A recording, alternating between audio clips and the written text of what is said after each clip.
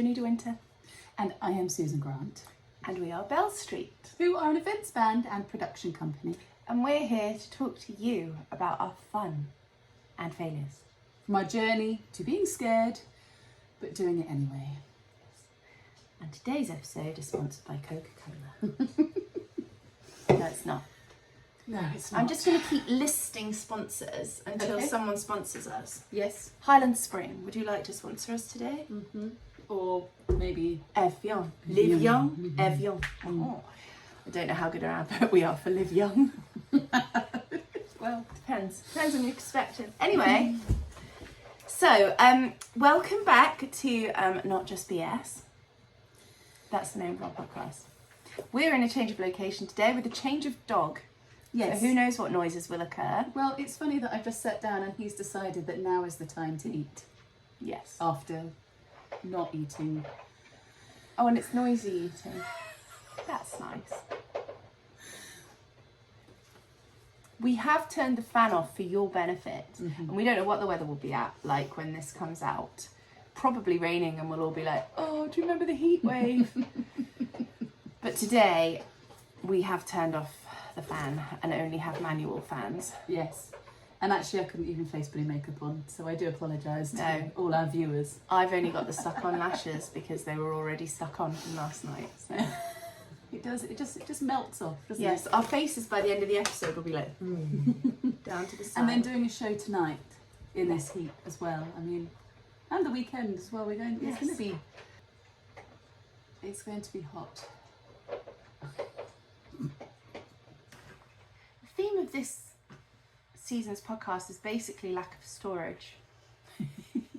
And we spend our lives swapping phones around, trying to make storage. Yeah. And I do feel that that's just a metaphor for our lives.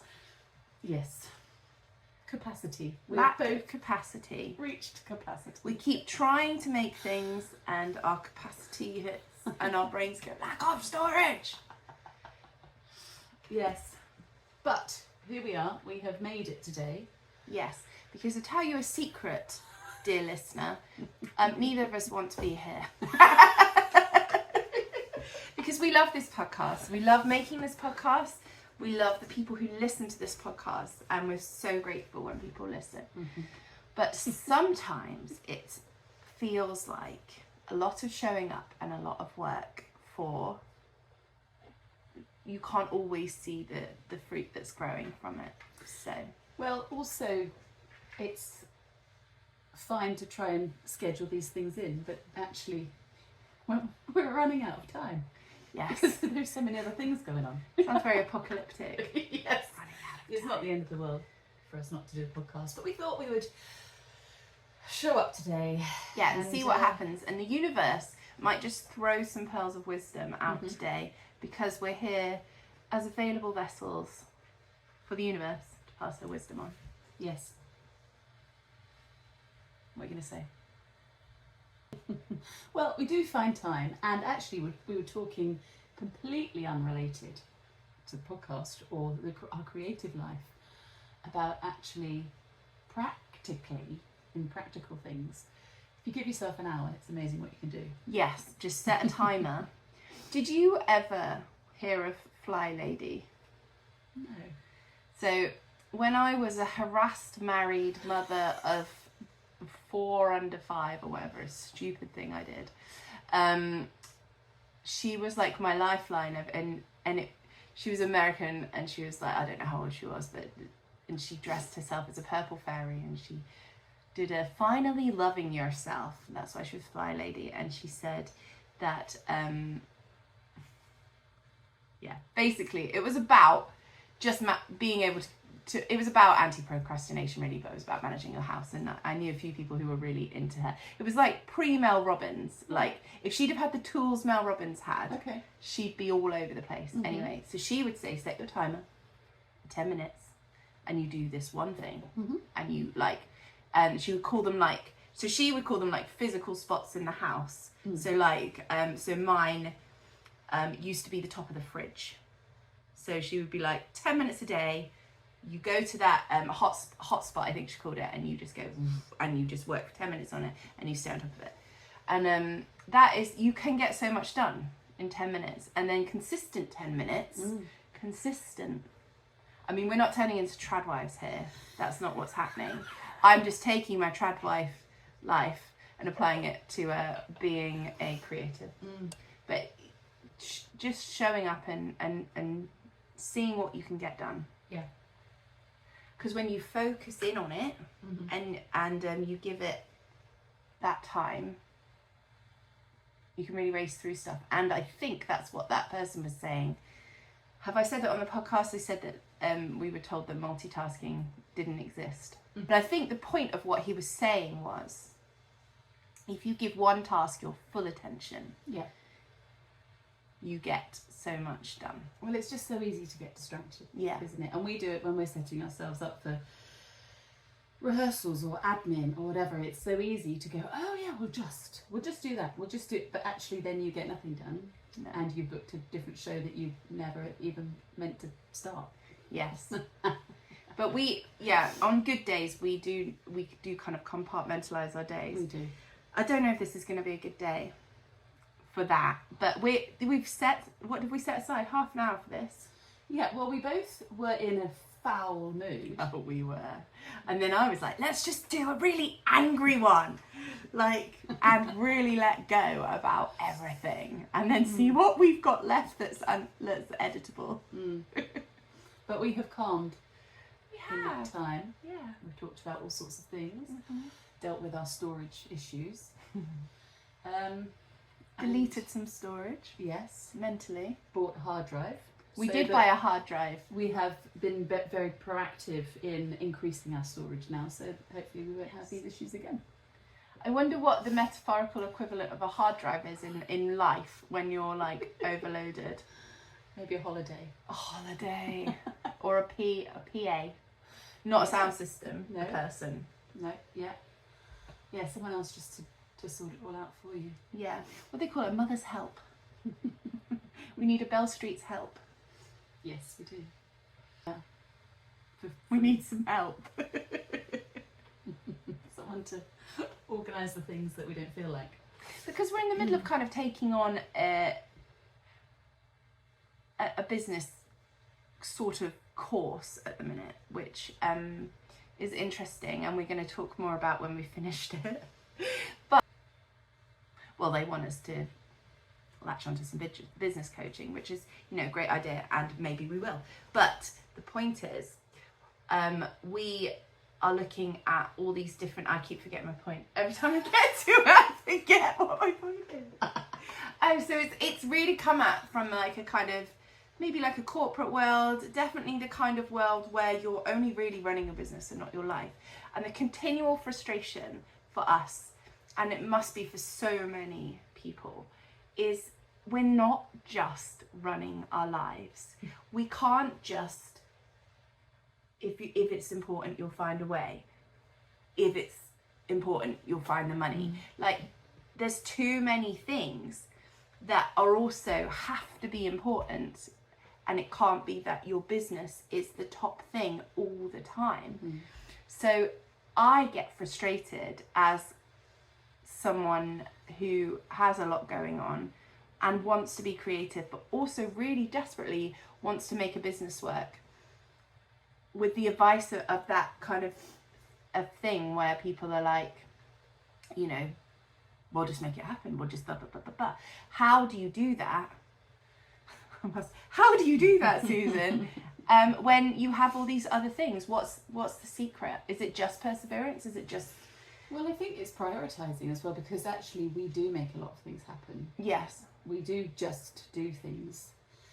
But if you're looking at forking out money on a course, whatever it is, or for anything, it's whether you actually, is that the most important thing Yes. at the time. And as a business, we have to think about that. And then personally, when you're trying to feed other people and pay bills, it's finding, is it worth it? What am I going to get out of it? It can also feel quite selfish, especially if you're doing it from a personal place, and it shouldn't be, but it's difficult. Yeah, and setting those firm boundaries of this is the time that I'm working on my business. Yeah. This is the money that I'm going to spend on my business. This is the energy I'm going to put into my business, and you can't have that. And it's really hard to say that sometimes, isn't it? I mean, how many phone calls a day between us do we get from various organisations, places, things that are nothing to do with Bell Street and all to do with our own personal lives? And you have to look at the phone call and be like, right, which is more important, this number or the business? And sometimes it's the business and we go, no thank you, and sometimes it has to be that number. And I think that's the hard thing about not just being a singular person on your own with no one else pulling on you, and you can just give yourself that space to prioritize your business. So it's kind of a bit envious of people who can do that. And I wonder, I'd like to meet some people who are juggling things like us and have managed to get through it and make it work. Do you know any? I wonder whether space, though, I mean, we talk about an office and one day we will have that, but again, when you haven't got the distraction of your other life, general life, does help, which is why we like being in a studio.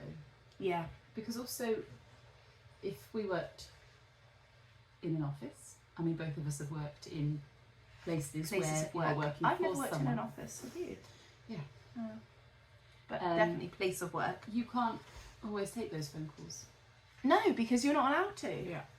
When I was a hairdresser, my kids' schools would ring and, no, you can bring her back. She's in the middle of a full head bleach.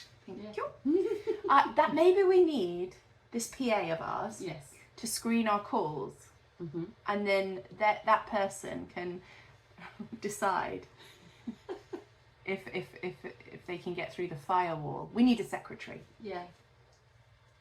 Can't you get a PA like a digital one? You can. I never understand how they work because I see them advertised. But isn't that more to do with admin? Maybe. We need like personal like bouncers on the front door and on the phone line. Yeah. And dog walkers. Yes. You see a lot of women though running successful businesses, and I wonder, the ones I see, are they doing it? Are they genuinely making a decent amount of money, or do they have other income or other support? Because a lot of the people I kind of look at and think, oh yeah, they're doing really well, I think about actually what their lives are, and I think, you have got a safety net. And exactly, Bo. And neither of us really have a net. Where's a net? Is she our new PA? Well, let's call her that. Annette. Okay. We will manifest Annette. Do you know what I mean? They're really, at the end of the day, there's nobody to catch us. No. Apart from each other. Yeah. But that, that. We've only got a certain amount of strength.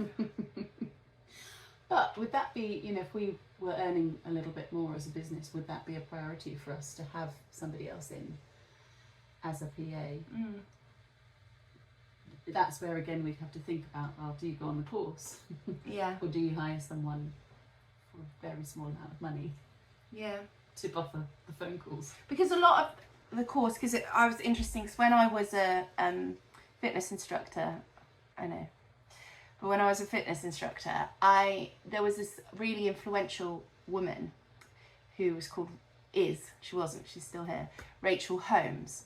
And so she is this amazing businesswoman in the fitness industry who just always seemed to be just on the right trend, just on the cusp of everything. And she was really great at going, you need to get this camera because what people are doing now is filming themselves. You need to get a Facebook group because what people are now doing. And she's always been really good at getting on top of that. But she was a great advocate of, don't pay someone, teach yourself to do it. If right. You learn, you do it. Yeah. So I kind of have that approach. But now the advice doesn't seem to be, we wonder what her advice is that she gives out now, because that doesn't seem to be the advice anymore. Now the advice seems to be often delegate. Whereas if you think about, so for the podcast, for example, people often say, oh, you should get someone to edit it for you. And I think, well, I would rather be paid to edit it. Do you know what I mean? Or I would rather we were paid to record it than someone else produced it, edited it. Like, I'd rather we taught ourselves and then that was part of our income. I'd rather that. But some people would say prioritize your business, because is that going to make the money? You need to just shelve that so you have more time to bring in. We're talking like we're talking to a business coach here, and that there's going to be an answer in a minute. Yeah. But there is something in that sort of delegation, because it is important to try and teach yourself. I think there definitely is scope for that, because then you have an idea of how everything works. Yeah. But if it's going to be something where someone else can actually just do the job quickly, efficiently, and do a really good job, that's something that's going to take them 3 hours and will take you 3 weeks. Yeah. That we have learned that actually that is specifically, I guess, for our website. Yeah. Because neither of us wanted to learn how to make that happen. We didn't have the time or the inclination or the natural skills. Not saying we couldn't have taught ourselves to do some kind of version of it. But when we delegated that was a big relief. Yeah. But then editing, we knew we couldn't afford to pay someone, so we just taught ourselves what microphone, what ring light, how the hell do we make this work? What's a terabyte? We've learned today. I found that out today. Yeah. So. But also with the editing, it was, you were saying that actually handing it over to someone else, do you lose the essence? Yeah. Of the feel? I mean, maybe you don't, but. Yeah, and maybe you find someone who really understands your brand and can kind of mimic that feel. But I think with a lot of the things we do, because our brand is a lot about, it's about us, our brand at the minute. So handing that over, I would have a problem. I'd rather some Coca-Cola sponsored us and just paid us to edit and produce it. Yeah.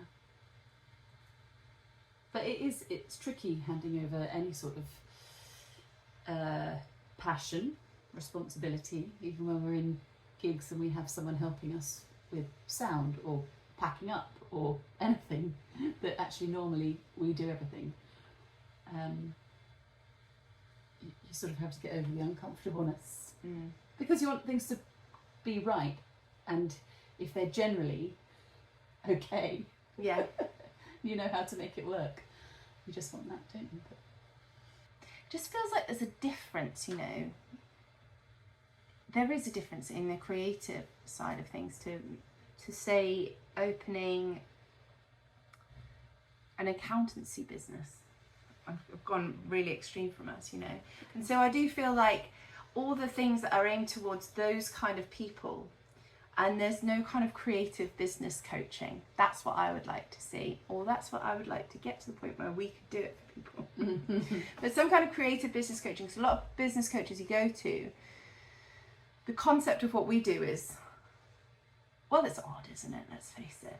And we often get asked why we're doing X, Y, Z. And sometimes we talk a lot about how it's good to be challenged. And sometimes those challenges really help you decide if, even if you go, well, because we want to, we know why we've done something. But then the accountability, like just from going to one session together, there's been a shift in our mindset towards working towards a certain amount of gigs a month or a certain amount of income a month. And there's been just a little shift because we were both in the same place at the same time with the same headspace. And so because we gave it that little bit of time, I've noticed a real shift in both of us, and even just in our approach to speaking to people or looking at things like the merchandise. Yeah. The flick is coming. It's good. there's been a shift. So I guess, and that business course is just generic. It's not aimed towards creatives at all. So I suppose the shift needs to be in our thinking, maybe. Well, I guess because we had to write things down, we had to actually challenge ourselves, and we were challenged to come up with answers, which is always uncomfortable. And challenging us is difficult because we've both got a face on.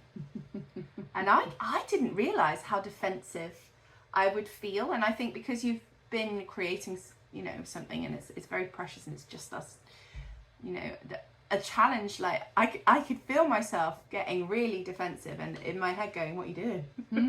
Don't be like that. No, like it's fine. No one's attacking you. But like my initial reaction to a lot of the questions or the challenges were like, well, we do it because of that and that's what we do it. And so don't tell us not to. Yeah.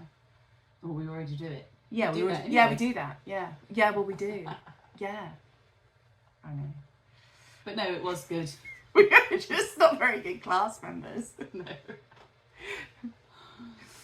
Yeah. We do have each other to back each other up as well. So everyone else is there on their own and we're there as a two, like, ha! And it's when they say, and if you could work separately, I'm like, I don't know. We had to separately write down what we thought are... Oh, we're supposed to have looked at that. What we thought are the 3 most important values of our business was. Yes. And he was like, work separately and see if you say the same thing. And we did not. But I completely agreed with the ones you said. Yeah. No, it was good to have different, because they weren't completely different. No. We didn't fall out. But yes, the values and yeah, that was really good practice. I was listening to a podcast, Davina McCall podcast the other day, and she was talking to somebody about relationships. Yeah. And they were talking about writing down the values and seeing if they matched up, which again, when you're in anything where you are committed or you are having to move forwards, especially as a pair, actually I think that's quite good, the values. I mean, it's probably good to do for your own business anyway. But then I immediately got frustrated afterwards because it felt like we had all these things we needed to discuss and do, like a marketing plan and, you know, looking at the values and comparing and contrasting and stuff. And then it's like, well, when are we going to do that now? Because I really want to do it. But also we've got to record 6 podcasts and we've got this gig and we're doing The Sound of Music for fun and, you know, children and people. Yeah.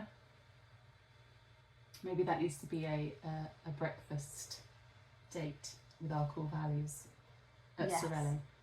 Yes. Okay. Let's do that in August. Okay. Right. Sorted. Thank you for helping us. Yes, because we... What, is that the marketing or is that the core values? Core values, and then we marketing. can touch on the marketing plan. Imagine having the kind of relationship. Do people have this? Not friendship, but relationship. You know, you're saying it's a tangent, but does anyone have the kind of boyfriend who they could say, can we just sit down together, darling? And what we're going to do is just write down our core values of what I think our relationship is and what you think your relationship is. And then we're going to compare. Who are those people? Because I would love to do that. That's like doing one of those Just 17 quizzes, like multiple choice, and then you find out at the end. Just 17. I love a quiz. I love anything where someone asks me about my feelings or my opinions. I'm like, yes, I will give you them. Well, this lady, and I can't remember who she was, and I actually didn't know her. Was it the sex one? Yeah. Oh, that was a good one. But she had all the values already written. Yeah. And then you had them each, and then you had to put them in which order. So of course, though, if you put them in different orders from each other, Then what? So yeah. I just think persuading, often in a relationship, that's the point of a relationship, isn't it? You're so different. Persuading the other person, it's a good idea to do that.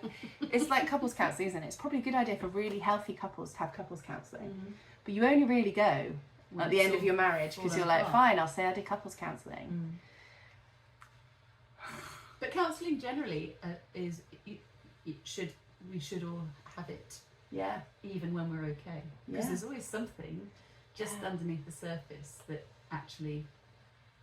Imagine if Friends had Better. couples counselling. Yeah. We could have couples counselling. It would be interesting, wouldn't it? But anyway. We can't afford our business calls, but what No. we are going to do is go for couples counselling. Be interesting. It would be very Because you interesting. talk to a counsellor different. You do. But I just would feel put on the spot, I think. Not just with Yes, you. and that's why we need the counselling. So why do you feel uncomfortable about talking to me about that, Susan? This is our counselling. Yeah. This is. Yeah.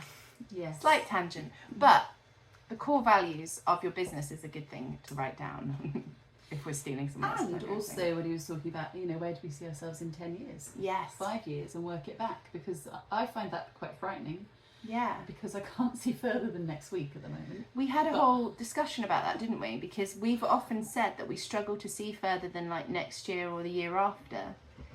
And he gave a really good answer to that, but I can't remember what it was. I think it was about there's been so much crap, there's so much crap going on that you're thinking about all the things it would take to get there, whereas actually you have to remove yourself from the situation you're in, forget that, and just say, I'm looking back to myself and saying, I'm here now, and describing what's happening and where you are, because what it does is it takes yourself, and I thought that was actually quite insightful, because especially for people like us who are surrounded by lots of other outside chaos, that was really helpful. I actually found that really helpful, but I didn't do it yet. Apart from when he said, where do you want to be when you're 50? And we both went, Yes.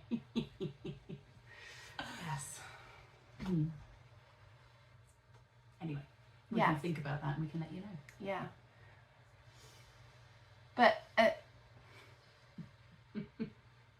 see, this is one of the things we really want to grow in this year, is the business side of our creativity, as well as still being creative and exploring processes behind doing that, because it's really important to us that this keeps going and that it's able to sustain us.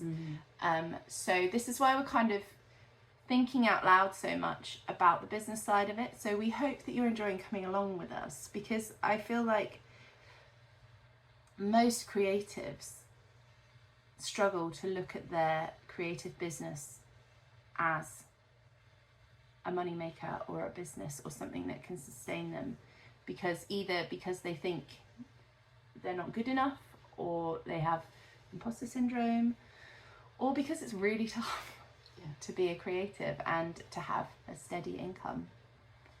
And actually, in next week's guest, I think, if I've got my timings right, we talk about do you sacrifice, your creativity for your steady income and creating something that's marketable and